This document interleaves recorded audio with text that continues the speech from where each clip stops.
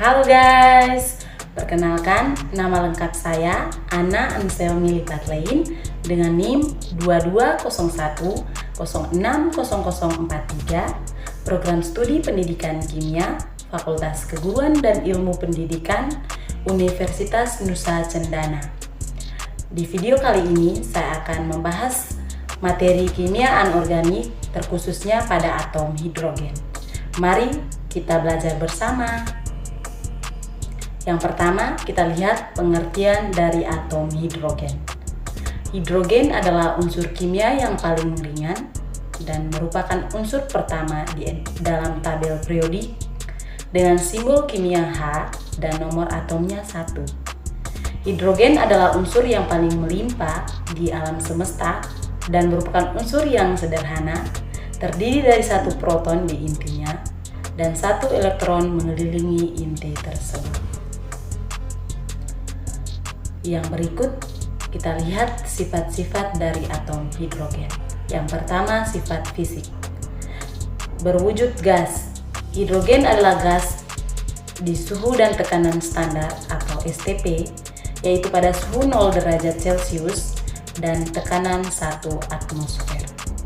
Ini berarti hidrogen ada dalam bentuk gas di kondisi sehari-hari. Yang berikut, tanpa warna, tanpa bau, dan tidak berasa. Hidrogen adalah gas yang tidak memiliki warna, bau, dan rasa sehingga sulit dideteksi secara indrawi. Sifat fisik yang berikut sangat ringan. Hidrogen adalah unsur teringan dengan massa atom yang sangat kecil, karena itu ia memiliki densitas yang rendah. Yang berikut titik didih dan titik beku rendah. Hidrogen memiliki titik didih dan titik beku yang sangat rendah, yaitu negatif 252,87 derajat Celcius itu untuk titik didih dan negatif 259,16 derajat Celcius itu untuk titik bekunya. Yang berikut kita lihat sifat kimia. Sifat kimia yang pertama, kegunaannya sebagai bahan bakar. Hidrogen dapat digunakan sebagai bahan bakar dalam berbagai aplikasi, termasuk dalam sel bahan bakar dan reaksi pembakaran untuk menghasilkan energi dan produk sampingan berupa air. Yang kedua, reaktif terhadap oksigen. Hidrogen adalah bahan yang sangat reaktif dan mudah terbakar. Saat teroksidasi, hidrogen menghasilkan panas dan air. Ini merupakan reaksi kimia yang sangat penting dalam berbagai aplikasi industri. Yang ketiga, pembentukan ikatan kimia. Hidrogen dapat membentuk ikatan kimia dengan banyak unsur lain seperti oksigen untuk membentuk air, karbon dalam hidrokarbon, dan nitrogen dalam amonia. Sifat kimia yang berikut, sifat asam dan basa. Hidrogen dapat berperilaku sebagai asam atau basa dalam reaksi kimia. Ini dapat melepaskan ion H+ proton dan membentuk ion hidrida H- dalam lautan basa atau menerima ion H+ dalam lautan asam. Yang berikut, pembentukan ikatan kovalen. Hidrogen sering membentuk ikatan kovalen dengan unsur lain, terutama non-logam, untuk membentuk senyawa kimia seperti air, H2O, amonia NH3, dan metana CH4. Yang berikut kita lihat kegunaan dari hidrogen. Yang pertama, hidrogen digunakan dalam berbagai aplikasi, termasuk industri kimia untuk produksi amonia NH3, metanol CH3OH, dan berbagai senyawa kimia lain. Yang kedua, hidrogen juga digunakan sebagai bahan bakar dalam berbagai aplikasi seperti roket, kendaraan bertenaga sel bahan bakar, dan generator listrik. Yang ketiga, dalam industri, hidrogen digunakan sebagai agen reduksi dalam proses metalurik. Yang keempat, digunakan dalam proses hidrogenasi, minyak serta lemak, dan pengisian balon udara. Yang berikut kita lihat jenis ikatan hidrogen. Yang pertama, ikatan hidrogen pada air H2O. Ikatan hidrogen ini adalah yang paling umum. atom hidrogen dalam molekul air terikat pada atom oksigen. Ikatan ini memberikan sifat unsur air seperti tingkat didih dan tingkat beku yang tinggi. Yang kedua, ikatan hidrogen pada amonia NH3. Molekul amonia juga memiliki ikatan hidrogen antara atom hidrogen dan atom nitrogen. Ini memberikan sifat-sifat tertentu pada amonia. Yang ketiga, ikatan hidrogen pada asam karboksilat. Gugus asam karboksilat COOH dalam senyawa organik dapat membentuk ikatan hidrogen dengan molekul air atau dengan gugus karboksilat lainnya. Lanjutan, ikatan hidrogen pada basa nukleotida dalam DNA. Dalam struktur DNA, ikatan hidrogen terbentuk antara basa nukleotida adenin atau A dan timin atau T serta antara guanin G dan sitosin C. Ikatan ini menjaga kedua untayan DNA tetap bersama. Yang berikut, ikatan hidrogen dalam protein.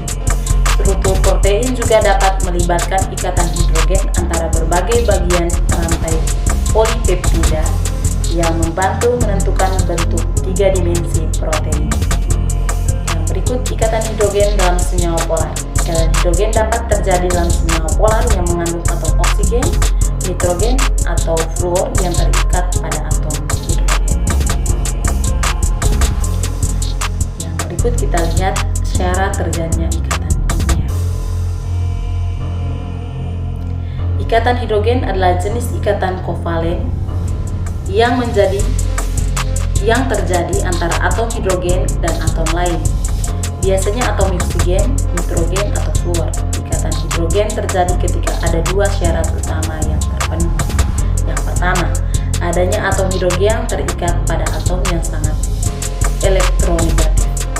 Atom hidrogen harus terikat pada atom yang sangat elektronegatif seperti oksigen O, nitrogen N, atau fluor P.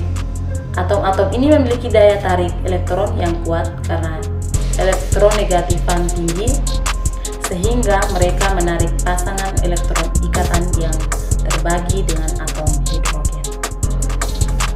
Yang kedua, adanya pasangan elektron yang belum terikat, elektron lone pair. Atom yang terikat pada hidrogen harus memiliki pasangan elektron yang belum terikat, elektron lone pair. Pada atom tersebut, pasangan elektron ini akan berbagi dengan proton hidrogen, menciptakan ikatan hidrogen. Yang berikut, pembentukan hidrogen. Pembentukan hidrogen melalui reaksi kimia. Yang pertama, reaksi sin dan asam. Hidrogen dapat dihasilkan dengan mereaksikan seng Zn dengan asam sulfat H2SO4. Reaksi ini menghasilkan hidrogen gas H2 dan garam seng sulfat ZnSO4. Yang berikut, reaksi aluminium dan asam. Aluminium Al juga dapat digunakan untuk menghasilkan hidrogen ketika direaksikan dengan larutan asam seperti asam kloruda atau HCl. Yang berikut, reaksi air dan logam alkali. Logam alkali seperti natrium Na atau kalium K reaktif terhadap air dan mereka menghasilkan hidrogen gas ketika direaksikan dengan air. Yang kedua, pembentukan hidrogen melalui elektrolisis. Elektrolisis adalah proses pemisahan air H2O menjadi hidrogen dan oksigen dengan bantuan arus listrik. Dalam elektrolisis air, dua elektroda dicelupkan dalam air dan arus listrik dilewatkan melalui air. Reaksi ini menghasilkan hidrogen gas di katoda dan oksigen gas di anoda.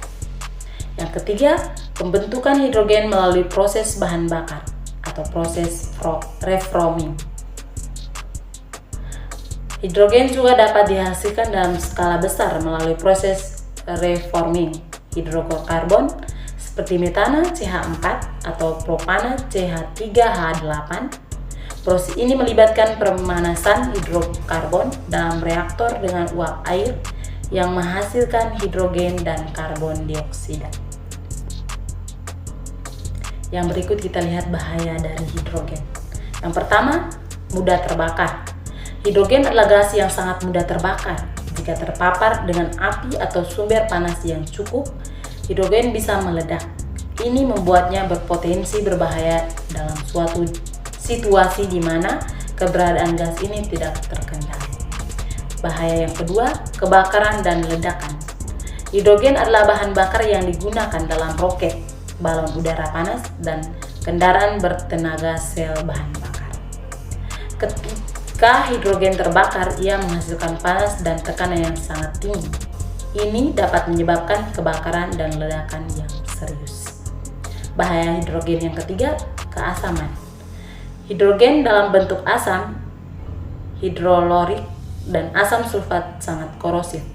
Ini berarti mereka dapat merusak atau menghancurkan logam, kulit, dan jaringan organik. Bahaya yang berikut, potensial untuk asfiksiasi. Jika hidrogen terkumpul dalam jumlah yang cukup di lingkungan tertutup, ia dapat menggantikan oksigen dan menyebabkan risiko asfiksiasi atau kekurangan oksigen yang berpotensi mematikan. Yang kelima, hidrogen sengat.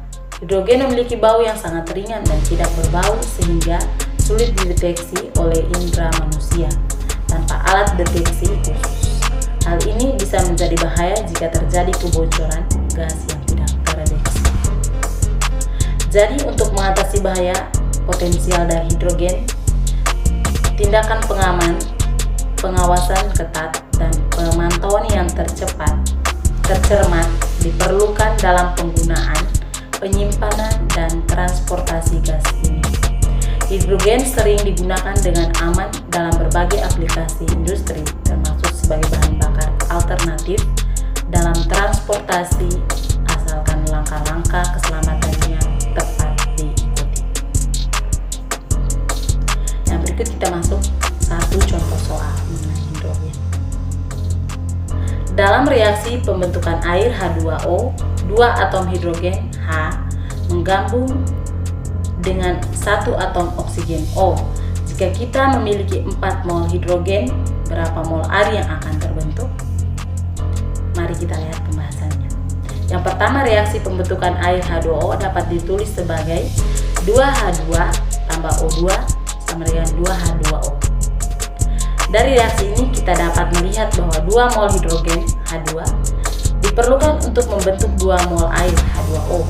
Jadi, perbandingan antara hidrogen dan air adalah 2:2 yang dapat disederhanakan menjadi 1:1. Artinya, setiap mol hidrogen akan menghasilkan 1 mol air. Kita memiliki 4 mol hidrogen, dengan demikian akan terbentuk 4 mol air. Jadi, jika kita memiliki 4 mol hidrogen, akan terbentuk 4 mol air.